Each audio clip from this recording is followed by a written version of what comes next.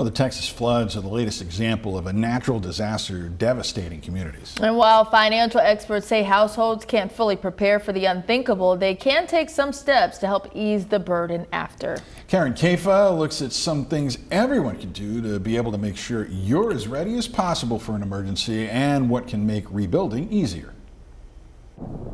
Natural disasters can strike quickly, but experts say preparing a checklist of financial safeguards can happen right now. Don't look at it as something that you create if something happens.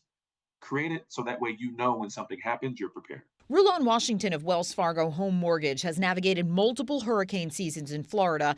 He says households can protectively map out plans for worst-case scenarios. It's okay to call your mortgage company. It's okay to call your insurance company and inquire. Don't be afraid because they are your financial partner. Kate Bolger of consumer credit counseling nonprofit Money Management International says households should regularly review insurance coverage for regionally specific things like floods and wildfires. The last thing you want is to have a disaster happen and then get surprised when your coverage isn't what you thought it was. After a disaster, Bolger says communication with lenders and creditors remains key. Calling your creditors right away, letting them know you've been in a disaster, that lets them give you some grace, give you some flexibility in payments so that you can kind of get through that critical first period. And even in a disaster's chaotic aftermath, Washington says to remain vigilant against bad actors. The awareness and being vigilant around any scams or scammers looking to take advantage of your situation should be something to add to that preparation as you're guiding your family through a natural disaster.